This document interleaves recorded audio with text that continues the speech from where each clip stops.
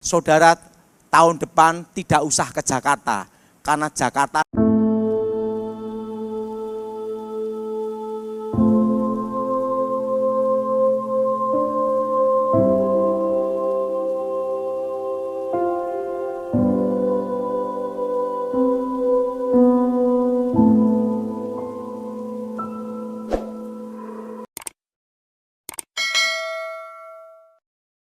Yakobus pasal 5. Peringatan kepada orang kaya. Jadi sekarang hai kamu orang-orang kaya, menangislah dan merataplah atas sengsara yang akan menimpa kamu. Kekayaanmu sudah busuk dan pakaianmu telah dimakan ngengat. Emas dan perakmu sudah berkarat dan karatnya akan menjadi kesaksian terhadap kamu dan akan memakan dagingmu seperti api. Kamu telah mengumpulkan harta pada hari-hari yang sedang berakhir. Sesungguhnya telah terdengar teriakan besar, karena upah yang kamu tahan dari buruh yang telah menuai hasil ladangmu, dan telah sampai ke telinga Tuhan semesta alam, keluhan mereka yang menyabit panenmu. Dalam kemewahan kamu telah hidup dan berfoya-foya di bumi. Kamu telah memuaskan hatimu sama seperti pada hari penyembelihan. Kamu telah menghukum, bahkan membunuh orang yang benar, dan ia tidak dapat melawan kamu. Bersabar dalam penderitaan. Karena itu, saudara-saudara, bersabarlah sampai kepada kedatangan Tuhan. Sesungguhnya, petani menantikan hasil yang berharga dari tanahnya, dan ia sabar sampai telah turun hujan musim gugur dan hujan musim semi. Kamu juga harus bersabar dan harus meneguhkan hatimu, karena kedatangan Tuhan sudah dekat. Saudara-saudara, janganlah kamu bersungut-sungut dan saling mempersalahkan, supaya kamu jangan dihukum. Sesungguhnya hakim telah berdiri di ambang pintu. Saudara-saudara, turutilah teladan penderitaan dan kesabaran para nabi yang telah berbicara demi nama Tuhan. Sesungguhnya kami menyebut mereka berbahagia, yaitu mereka yang telah bertekun. Kamu telah mendengar tentang ketekunan Ayub dan kamu telah tahu apa yang pada akhirnya disediakan Tuhan baginya. Karena Tuhan Maha Penyayang dan penuh belas kasihan. Mengenai sumpah dan doa untuk orang sakit. Tetapi yang terutama, saudara-saudara, janganlah kamu bersumpah demi sorga maupun demi bumi atau demi sesuatu yang lain. Jika ya, hendaklah kamu katakan ya. Jika tidak, hendaklah kamu katakan tidak, supaya kamu jangan kena hukuman. Kalau ada seorang di antara kamu yang menderita, baiklah ia berdoa. Kalau ada seorang yang bergembira, baiklah ia menyanyi. Kalau ada seorang di antara kamu yang sakit, baiklah ia memanggil para penatua jemaat, supaya mereka mendoakan dia, serta mengolesnya dengan minyak dalam nama Tuhan. Dan doa yang lahir dari iman akan menyelamatkan orang sakit itu, dan Tuhan akan membangunkan dia, dan jika ia telah berbuat dosa, maka dosanya itu akan diampuni.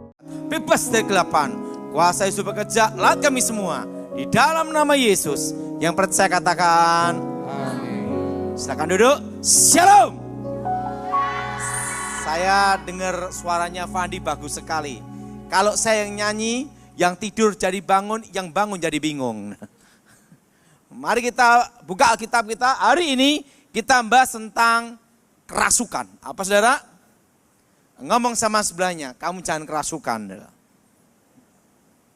Nah, kita buka dalam Injil Markus pasal yang kelima.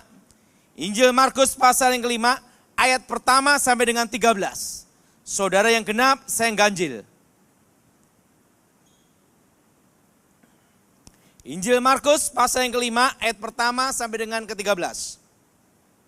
Lalu sampailah mereka di seberang danau di daerah orang Gerasa. Ayat 2 sudah baca.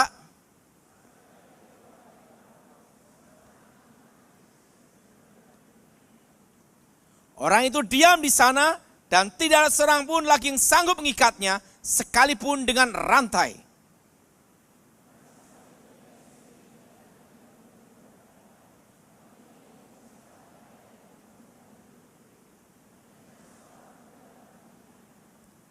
Siang malam ia berkeliaran di pekuburan dan bukit-bukit sambil berteriak-teriak dan memukuli dirinya dengan batu.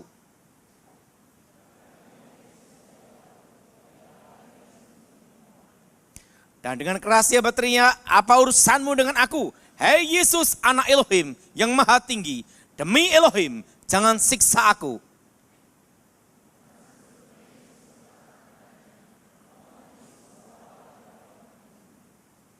Kemudian ia bertanya kepada orang itu, siapa namamu? Jawabnya, namaku Legion, karena kami banyak.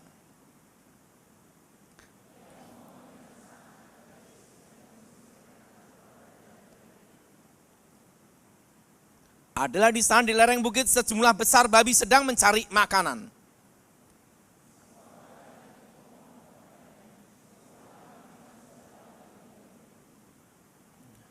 Yesus mengabulkan permintaan mereka, lalu keluarlah roh jahat itu dan memanggil babi-babi itu. Kawanan babi kira 2.000 jumlahnya, itu terjun dari tepi jurang ke dalam danau dan mati lemas di dalamnya. Saya mau tanya sama saudara semua, siapa yang pernah ke Israel? Angkat tangan. Yang pernah ke Israel, angkat tangan. Nah, yang belum pernah, angkat tangan. Ah, kasihan. Saya sudah ke Israel 3 kali dan gratis. 3 kali dan gratis. Nah, pertama kali saya ke Israel, waktu saya sekolah Alkitab, saya berharap dan punya cita-cita satu. Ingin merasakan ikan, namanya ikan Petrus. Yang ada di sekitar Danau Galilea. Saya pikir itu ikan Petrus itu seperti ikan kerapu. Udah bertahun-tahun mengharapkan itu. Dan pada hari hanya di Danau Galilea langsung diceritakan ikan Petrus ada sebelum zaman Yesus. Ikannya ini. Kapan datangnya ikannya ada? Begitu, ini ikannya Petrus. Begitu saya lihat, pucat, ikan nila mujair. Jadi saudara, kalau saudara makan ikan nila mujair, berarti engkau sudah rasa Israel. Ikan apa, saudara? Nah, Gerasa itu tempatnya gersang dan kering. Tempatnya apa, saudara? Dan di situ ada kuburan-kuburan kuno. Pada waktu Yesus ada di Gerasa, ada orang kerasukan dan berkata, Yesus, Anak Elohim Maha Tinggi. Takut dan gentar. Sudah tahu bahwa setan juga percaya Yesus. Setan juga menyembah Yesus. Tapi setan tidak pernah bertobat. Jadi saudara ke gereja aktif tidak bertobat, berarti setan kedua. Ngomong sama sebelahnya, kamu setan bukan. Nah, dan berkata apa? Keluar dan pindah ke babi. Semua kasus kerasukan pasti ada penyebabnya, ada pemicunya. Tidak tiba-tiba langsung kerasukan. Semua kasus kerasukan pasti ada penyebabnya dan ada pemicunya. Tidak tiba-tiba langsung kerasukan. Pertama, kalau orang meyakini, mempercayai ada hubungan antara orang mati dan orang hidup, komunikasi antara orang mati dan orang hidup, maka orang tersebut paling mudah dirasuk. Makanya gejala sebelum kerasukan sering kejadian mimpi ketemu orang-orang yang sudah mati. Jelas? Kalau kita mati dalam Tuhan, detik itu juga kita ada di Firdaus untuk menunggu hari pembagian mahkota memerintah bersama Tuhan. Amin. Yang tidak dalam Tuhan langsung ke dunia orang mati, dunia bawah untuk menunggu hari penghakiman. Terpisah di antara orang hidup. Tahun 1997 saya mengalami kecelakaan. Saya naik motor dan nabrak truk. Dan karena kejadian itu sampai sekarang kalau lihat truk saya trauma. Kenapa? Pernah temangsang di bak truk gini. Dan roh saya dibawa sama seorang malaikat. Nah, dibawa ke satu tempat. Lantainya emas. Dan di situ ada tahta. Dan disitulah saya menghadap yang maha kuasa. Untuk diberitahu masa yang akan datang untuk Indonesia. Sampai tahun 2035. 25 tahun sampai tahun 2035. Masa-masa yang akan datang. Di situ ditunjukkan hari-hari yang akan terjadi. Dan di situ pula tahun 1997 saya melihat anak saya. Saya menikah tahun 2004, tapi saya melihat istri saya hanya kelihatan rambutnya saja, itu tahun 97. Dan saya melihat anak saya perempuan, itu tahun 97, dan dia melihat saya gini, itu pada itu di surga. Hari-hari yang akan datang. Bayangkan, saya belum menikah, belum pacaran, sudah ketemu anak saya adalah. Dan anak perempuan itu tersenyum gini-gini. Saya tanya sama Yang Maha Kuasa, siapa dia? Itu anakmu di masa depan. Disitulah saya baru mengerti, hari-hari yang akan terjadi, dari awal sampai akhir dunia, sudah ada di sana. Di situ saya ditunjukkan tentang Indonesia, apa yang akan terjadi. Dan pada itu ditunjukkan, saya ditanya, apa yang kau minta akan kujawab. Saya tanya sama Tuhan, Tuhan, kapan engkau datang? Yesus berkata gini, engkau tidak perlu tahu masa dan waktunya. Yang perlu engkau tahu, aku menyertai umatku sampai kesudahan zaman. Maka sejak itu, kalau ada orang nubuatan tentang akhir zaman, lembu merah atau lembu tua, terserahlah. Saya tidak peduli lagi. Karena Yesus berkata apa? Ingat, tidak ada seorang pun yang tahu. Hanya Tuhan yang tahu. Dan apa yang terjadi? Saya ditanya lagi, apa yang kau minta? Aku minta yang kedua. Jangan beliau kekayaan. Nanti kalau aku kaya, lupa siapa engkau. Dan jangan beliau kemiskinan. Karena orang miskin itu susah, modalnya nekat. Betul? Aku minta satu aja Tuhan. Cukup bisa beli apa-apa. Dan apa yang terjadi? Di surga nanti tidak ada nama Allah. Nama Yesus asli adalah Yeshua HaMashiach. Di sana ada namanya Yahweh, YHWH, Elohim. Dan waktu itu saudara, kembali engkau ke muka bumi. Saya hidup kembali. Dan membawa pesan itu, masa yang akan datang sampai 2035. Dan apa yang terjadi? Tahun 2001, waktu itu ajudan Megawati, Kolonel Edi Wibowo, menemuin saya di Pondok Indah. Waktu itu saya berkata sama Kolonel Edi Wibowo, bahwa Susilo Bambang Yudhoyono akan jadi presiden tahun 2004. Karena saya melihat tahun 1997, presidennya Susilo Bambang Yudhoyono. Langsung Kolonel Edi Wibowo berkata, itu tidak mungkin. Karena incumbent adalah Megawati. Dan saya adalah ajudan Megawati, begitu. Dan kakak ipar saya adalah SBY. Dan kakak kandung saya Ani Yudhoyono. Tetapi kalau sampai kakak saya jadi presiden, manusia yang paling saya cari di muka bumi adalah Daud Tony. Karena satu-satunya manusia di muka bumi yang berkata SBY pasti jadi presiden tahun 2004. Dan apa yang terjadi? Begitu SBY jadi presiden, langsung Kolonel Edi Wibowo nemuin saya, dan saya diminta untuk ngawal presiden. Dan saya menjaga presiden secara senyap dan rahasia. Selama berapa lama? 10 tahun. Setelah 10 tahun, saya resign. 2014 saya berhenti.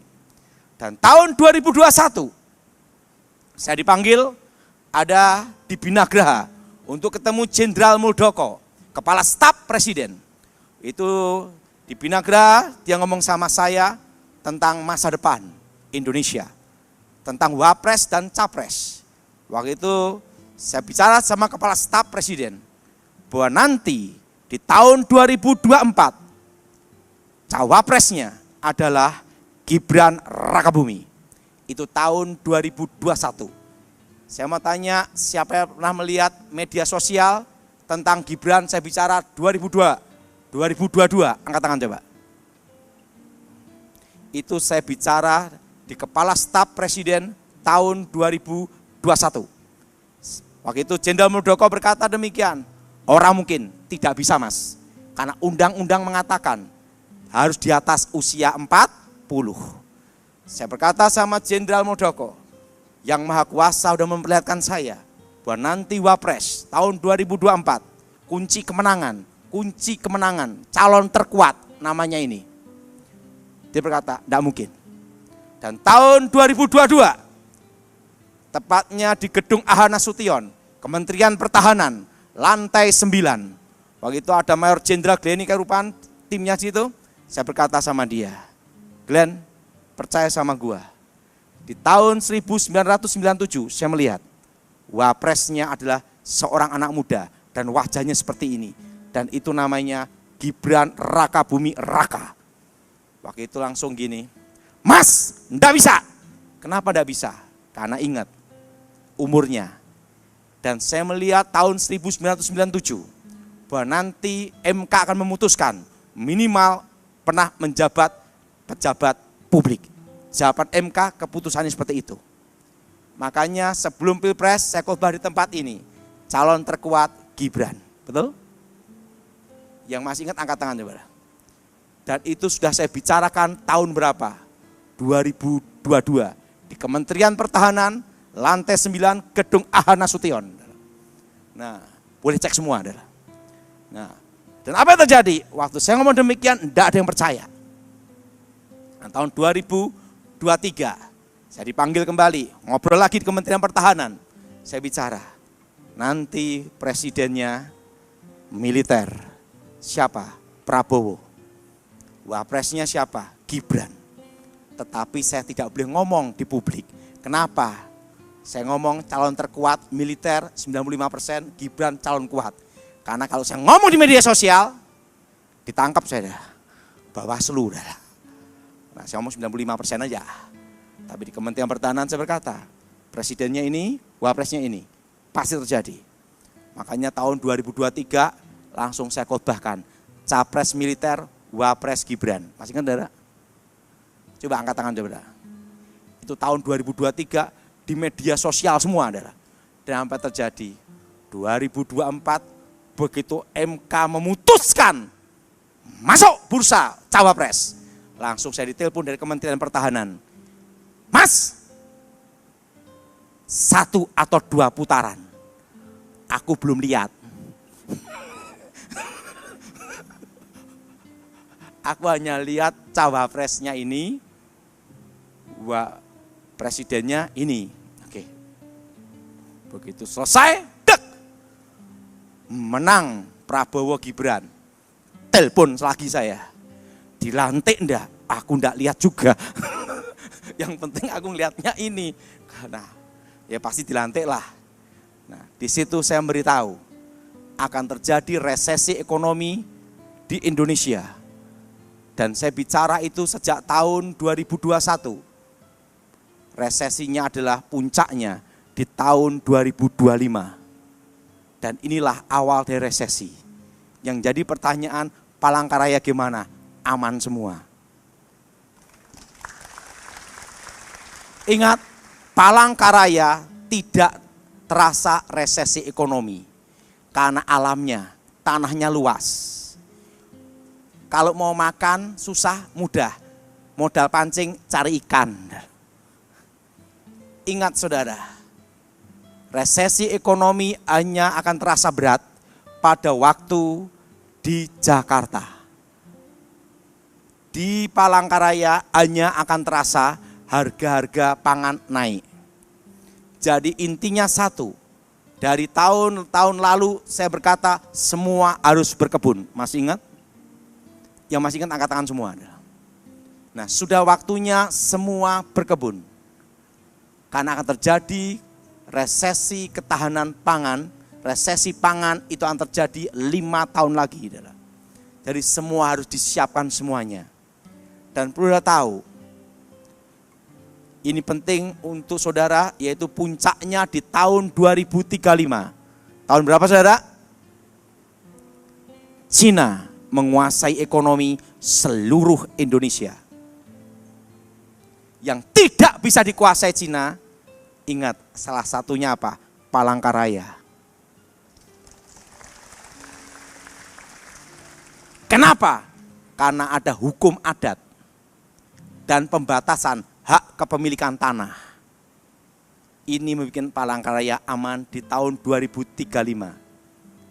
Dan ingat, bisnis apa yang tetap bertahan?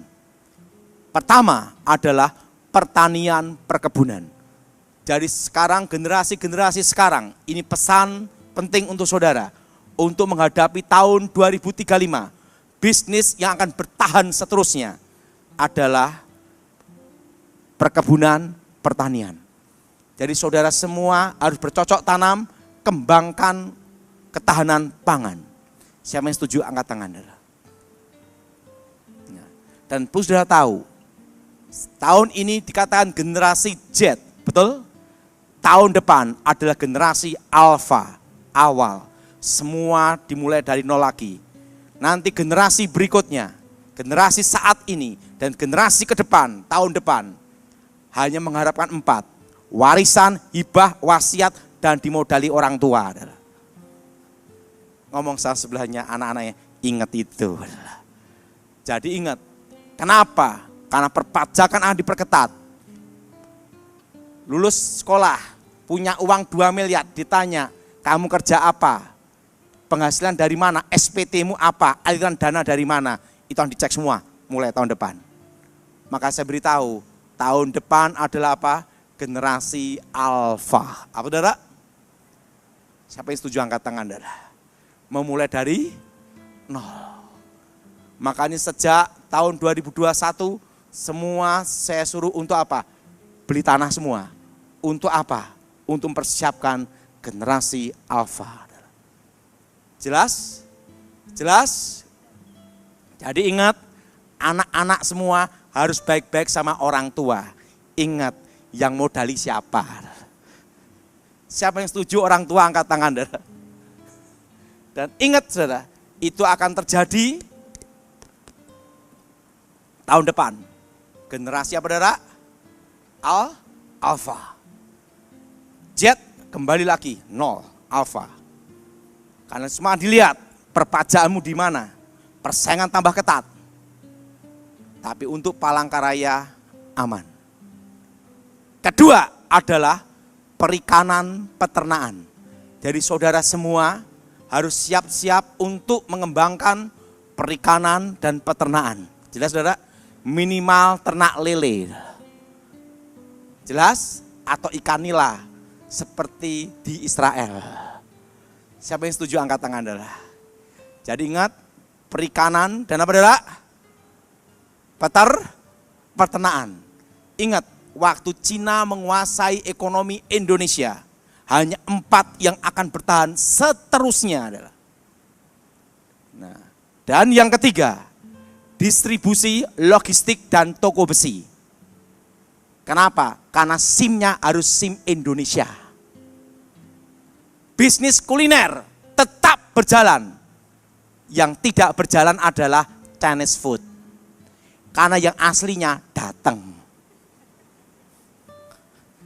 Asli sama KW tetap menang yang asli, betul? Betul? Aslinya apa? Datang. Jelas saudara? Jadi ingat, semua yang bisnis Chinese food harus siap-siap untuk masakan Nusantara. Jelas? Karena nanti di 2035, koki-kokinya dari Cina akan datang semua. Ingat, toko besi kenapa aman? Karena materialnya gunung dan di dalam negara Indonesia. Dan yang keempat, tanah properti. Karena pembatasan hak kepemilikan asing. 4 inilah yang akan bertahan seterusnya. Jadi saudara siap-siap sekarang semua. Untuk apa? Minimal nanam alpukat atau duren. Waktu Cina menguasai ekonomi Indonesia, ingat alpukatnya berbuah. Betul? Saya setuju angkat tangan. Jadi minimal nanam apa? Jadi ingat saudara, 2035 apa yang akan dikuasai Cina? Yang pertama, IT akan dikuasai Cina. Kedua, industri metal, logam. Contohnya nikel. Setelah itu otomotif. Setelah itu aluminium, besi baja. Industri itu semua akan dikuasai Cina. Jadi saudara semua harus siap-siap semua waktu Cina menguasai ekonomi Indonesia. Jelas? Tekstil, garment akan dikuasai Cina. Dan itu akan terjadi di tahun 2035. Jadi sebelum itu datang, engkau harus siap. Tapi untuk Palangkaraya aman. Kenapa aman? Tanahnya luas. Tepuk tangan untuk Palangkaraya. Adalah. Tapi ingat, sebelum itu terjadi, persiapkan semuanya. Siapa yang setuju angkat tangan, saudara? Jadi semua sudah apa? Ketahanan pangan berkebun semua. Saudara tahun depan tidak usah ke Jakarta. Karena Jakarta resesi, saudara. Terasa berat, saudara. Tetap di Palangkaraya, tetap makan ikan papuyuh, betul? Aman-aman baik. Ngomong sama sebelahnya, semua aman. Pak, akan terjadi enggak kerusuhan 98? Tidak. Untuk Palangkaraya aman, tidak ada kerusuhan. Untuk politik, kenapa? Ingat, pendemonya dikirim ke sini biaya terlalu mahal. Ongkos pesawat, ongkos tiket kapal. Dan ingat, kondisi negara kita tidak akan terjadi kayak 98. Kenapa? Karena BI independen. Beda dengan tahun 98, BI dikontrol oleh pemerintah. Oleh presiden. Sekarang udah beda. Lebih independen yaitu apa? Ada OJK, ada LPSK, dan semua tertata dengan baik. Jadi ingat saudara, Indonesia aman. Tapi ingat tahun depan perpajakan diperketat. Sehingga mulailah generasi Alpha. Ingat saudara, Z balik ke apa? Alpha. Tapi ingat saudara, untuk Palangkaraya semua aman. Tahun depan resesi ekonomi. Saya sudah pernah bicara supaya semua nyimpen emas. Masih ingat? Tinggi-tinggi. Ingat, berapa tahun lagi emas akan naik 2 juta per gram. Nanti yang menikah tidak pakai cincin emas, tapi cincin aluminium. Cincin apa saudara? Penting tahan lama. Jelas? Ingat, berapa tahun lagi emas akan naik 2 juta per gram. Karena apa? Inflasi. Dan saya pernah bicara di tahun 2021. Supaya semua nyimpen emas dan US dollar. Dan ingat, emas, waktu itu saya khotbah juga, memberitahu di media sosial, dalam waktu dekat, itu saya ngomong di tahun 2023, emas akan tembus 1,5 juta. Sekarang sudah dekat, betul? Betul? Itu menunjukkan apa? Inflasi.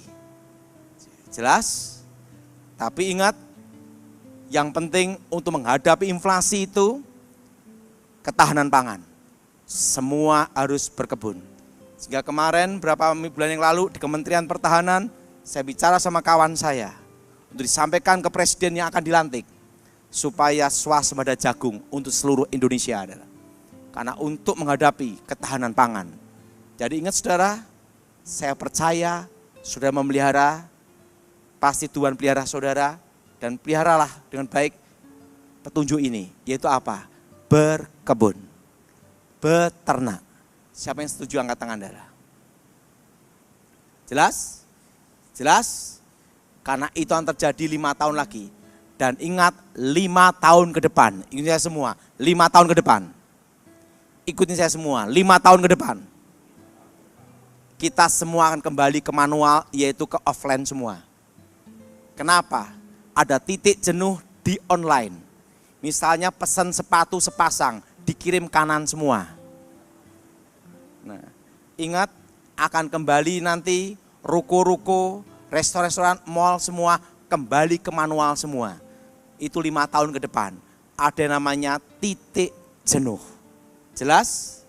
Titik apa saudara? Kembali ke semula lagi. Dan ingat saudara, saudara harus persiapkan untuk generasi Alpha ini. Yaitu apa? Ketahanan pangan. saudara yang punya tanah-tanah di kampung-kampung, ditanemin semua adalah. Karena apa? Karena itulah yang akan bertahan seterusnya. Jelas? Jelas? Durian, apokat, semua tanaman keras yang jangka panjang, tanam semua. Nangka, tanam semua adalah. Karena nanti dunia mengalami krisis apa? Pangan 5 tahun lagi. Nah, jadi ini pesan ini saya sampaikan saudara supaya saudara siap-siap waktu badai datang. Seperti waktu corona, waktu itu tahun 2019, saya sudah berkhotbah bahwa terjadi badai ekonomi di tahun 2020. Orang tidak percaya. Begitu terjadi badai ekonomi berhenti gara-gara apa? Corona, betul? Nah, sekarang saya nyampaikan pesan untuk saudara semua untuk siap-siap 5 tahun ke depan dan tahun 2035. Saya hanya menyampaikan pesan terakhir itu. Pak, setelah 2035 gimana? Belum dapat petunjuk selanjutnya. Nah, ada yang tanya sama saya, Pak, nanti presidennya 2029 siapa? Dalam waktu dekat sebelum pemilihan sudah saya kasih tahu semua. Tapi yang jelas satu, sekarang apa? Bertahan. Dan pesan saya juga kata apa? Jangan utang bank. Masih ingat? Ya masih ingat, angkat tangan darah. Karena kondisi ekonomi seperti ini sampai tahun 2026. Jelas? Bertahan. Apa darah? Nah, ekonomi akan bergerak seluruh Indonesia itu tahun 2027. Jadi saudara betul-betul bertahan di sini. Nah, itu petunjuk yang saya sampaikan untuk saudara semua supaya siap menghadapi sebelum datang akan terjadi. Nah, pertama, orang bisa kerasukan, ada penyebabnya. Apa saudara? Mempercayai ada hubungan antara orang mati dan orang apa? Hidup. Dan yang kedua, akar pahit, kecewa, dendam. Apa saudara? Jadi orang akar pahit, kecewa, dendam itu paling mudah kerasukan. Maka banyak sekali kasus waktu dilayani konseling tiba-tiba kerasukan. Nah, akar pahit, kecewa, dendam. Nah, makanya kalau ada orang kerasukan harus dikasih tahu dulu apa penyebabnya, harus tahu saudara. Kalau enggak akan mengalami kerasukan berulang-ulang. Harus diputus mata rantainya dulu. Yesus berkata, kalau engkau mengampuni, Bapamu pun mengampuni. Kalau engkau tidak mengampuni, Bapamu tidak mengampuni. Pengampunan kunci pemulihan. Amin. Amin. Jika ada orang kerasukan harus ingat apa dulu penyebabnya. Ketiga, orang yang takut setan paling mudah kerasukan. Siapa yang berani sama setan? Angkat tangan.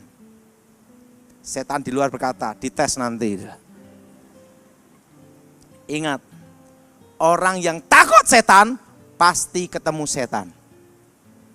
Jelas? Nah, kenapa ada kerasukan massal? Ada satu yang kerasukan, orang takut megang, masuk. Keempat, orang yang suka marah-marah paling mudah kerasukan. Ibu, nanti suami yang ngomong, mami ingat, kerasukan, hati-hati. Jadi orang yang suka marah-marah mudah apa? Kerasukan. Nah, yang kelima, orang yang suka menyendiri. Apa saudara? Jalan sendiri, makan sendiri, lama-lama apa? Bicara sendiri. Jelas? Jelas?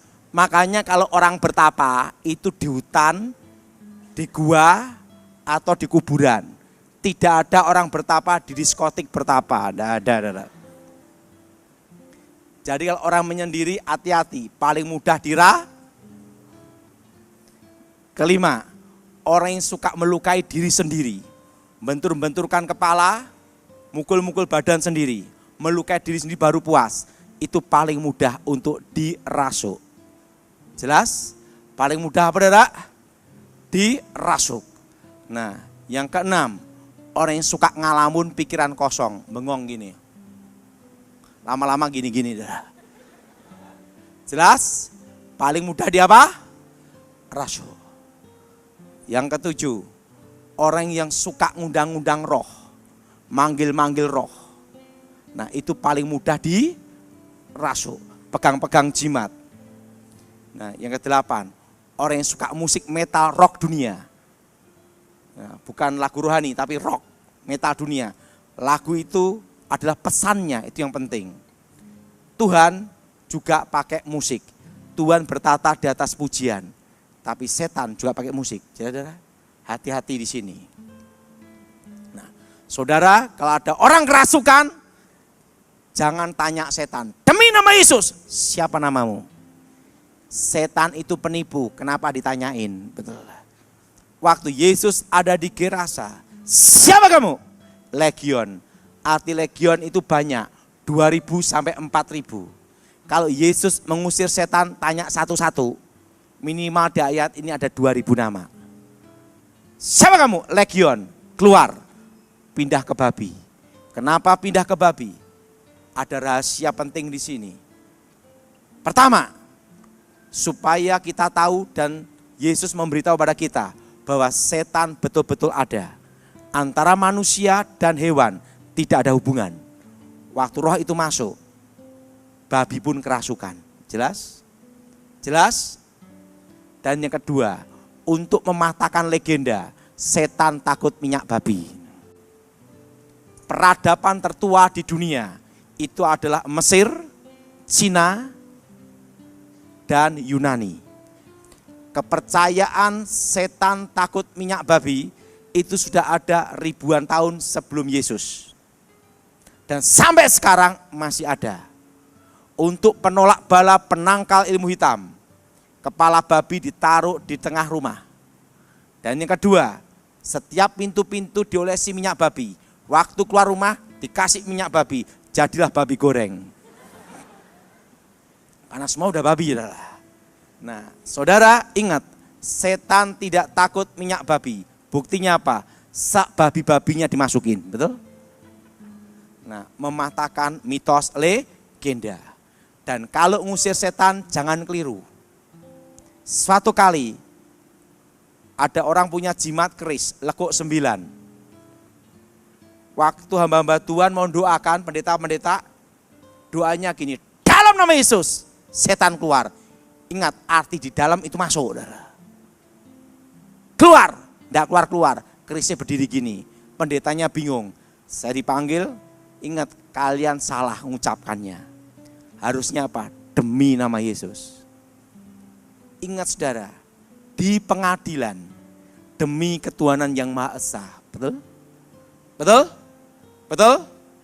Dan ingat, pedang demi nama Tuhan dan demi Gideon, itu ada di kitab Hakim-Hakim.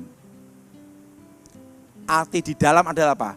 Dalam kehendak Tuhan, dalam rencana Tuhan, dalam otoritas Tuhan, dalam pelindungan Tuhan. Yesus berkata, berdoalah dalam namaku, artinya permohonan. Betul? Betul? Pelindungan dalam kuasa darah Yesus dan dalam namanya. Nah, kalau ngusir setan itu bukan dalam, tapi demi. Apa saudara? Pak, kalau doa makan gimana? Jangan demi, itu namanya perang manasi. Saudara.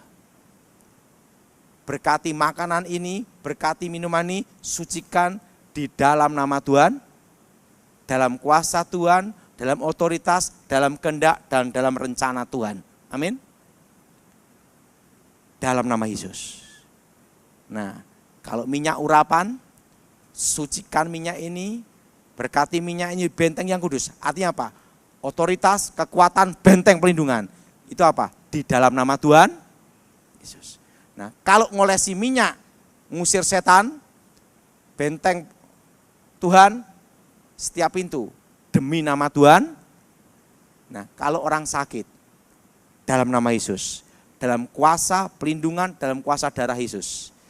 Jadi ingat, jangan ngusir setan keliru. Setannya yang bingung, jelas? Arti dalam itu masuk, jelas saudara? Nah, jadi kalau ngusir setan saudara, demi nama Tuhan Yesus. Yakobus pasal 5. Peringatan kepada orang kaya. Jadi sekarang hai kamu orang-orang kaya, menangislah dan merataplah atas sengsara yang akan menimpa kamu. Kekayaanmu sudah busuk dan pakaianmu telah dimakan ngengat. Emas dan perakmu sudah berkarat dan karatnya akan menjadi kesaksian terhadap kamu dan akan memakan dagingmu seperti api. Kamu telah mengumpulkan harta pada hari-hari yang sedang berakhir. Sesungguhnya telah terdengar teriakan besar, karena upah yang kamu tahan dari buruh yang telah menuai hasil ladangmu, dan telah sampai ke telinga Tuhan semesta alam keluhan mereka yang menyabit panenmu. Dalam kemewahan kamu telah hidup dan berfoya-foya di bumi. Kamu telah memuaskan hatimu sama seperti pada hari penyembelihan. Kamu telah menghukum, bahkan membunuh orang yang benar, dan ia tidak dapat melawan kamu. Bersabar dalam penderitaan. Karena itu, saudara-saudara, bersabarlah sampai kepada kedatangan Tuhan. Sesungguhnya, petani menantikan hasil yang berharga dari tanahnya, dan ia sabar sampai telah turun hujan musim gugur dan hujan musim semi. Kamu juga harus bersabar dan harus meneguhkan hatimu, karena kedatangan Tuhan sudah dekat. Saudara-saudara, janganlah kamu bersungut-sungut dan saling mempersalahkan, supaya kamu jangan dihukum. Sesungguhnya hakim telah berdiri di ambang pintu. Saudara-saudara, turutilah teladan penderitaan dan kesabaran para nabi yang telah berbicara demi nama Tuhan. Sesungguhnya kami menyebut mereka berbahagia, yaitu mereka yang telah bertekun. Kamu telah mendengar tentang ketekunan Ayub, dan kamu telah tahu apa yang pada akhirnya disediakan Tuhan baginya. Karena Tuhan Maha Penyayang dan penuh belas kasihan. Mengenai sumpah dan doa untuk orang sakit. Tetapi yang terutama, saudara-saudara, janganlah kamu bersumpah demi sorga maupun demi bumi atau demi sesuatu yang lain. Jika ya, hendaklah kamu katakan ya. Jika tidak, hendaklah kamu katakan tidak, supaya kamu jangan kena hukuman. Kalau ada seorang di antara kamu yang menderita, baiklah ia berdoa. Kalau ada seorang yang bergembira, baiklah ia menyanyi. Kalau ada seorang di antara kamu yang sakit, baiklah ia memanggil para penatua jemaat, supaya mereka mendoakan dia, serta mengolesnya dengan minyak dalam nama Tuhan. Dan doa yang lahir dari iman akan menyelamatkan orang sakit itu, dan Tuhan akan membangunkan dia.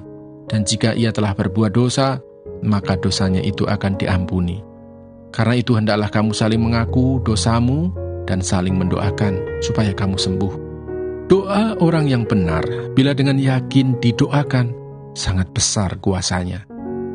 Elia adalah manusia biasa, sama seperti kita.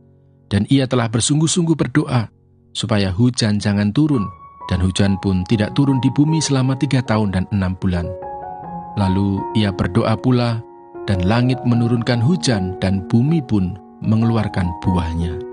Saudara-saudaraku, jika ada di antara kamu yang menyimpang dari kebenaran dan ada orang yang membuat dia berbalik, ketahuilah bahwa barang siapa membuat orang berdosa berbalik dari jalannya yang sesat, ia akan menyelamatkan jiwa orang itu dari maut dan menutupi banyak dosa. Surat Petrus yang pertama. 1 Petrus pasal 1. Salam dari Petrus, Rasul Yesus Kristus, kepada orang-orang pendatang yang tersebar di Pontus, Galatia, Kapadokia, Asia Kecil dan Britinia, yaitu orang-orang yang dipilih sesuai dengan rencana Allah Bapa kita dan yang dikuduskan oleh Roh, supaya taat kepada Yesus Kristus dan menerima percikan darahnya. Kiranya kasih karunia dan damai sejahtera makin melimpah atas kamu. Pengharapan, iman, dan kasih.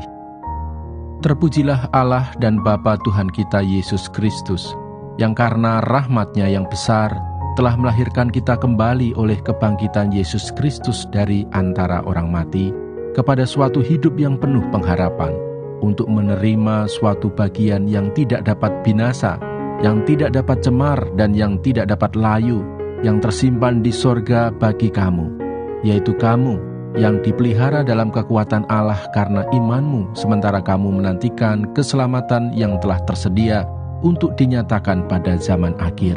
Bergembiralah akan hal itu, sekalipun sekarang ini kamu seketika harus berduka cita oleh berbagai-bagai pencobaan. Maksud semuanya itu ialah untuk membuktikan kemurnian imanmu yang jauh lebih tinggi nilainya daripada emas yang fana, yang diuji kemurniannya dengan api, sehingga kamu memperoleh puji-pujian dan kemuliaan dan kehormatan pada hari Yesus Kristus menyatakan dirinya. Sekalipun kamu belum pernah melihat Dia, namun kamu mengasihinya. Kamu percaya kepada Dia, sekalipun kamu sekarang tidak melihatnya. Kamu bergembira karena sukacita yang mulia dan yang tidak terkatakan, karena kamu telah mencapai tujuan imanmu, yaitu keselamatan jiwamu. Keselamatan itulah yang diselidiki dan diteliti oleh nabi-nabi yang telah bernubuat tentang kasih karunia yang diuntukkan bagi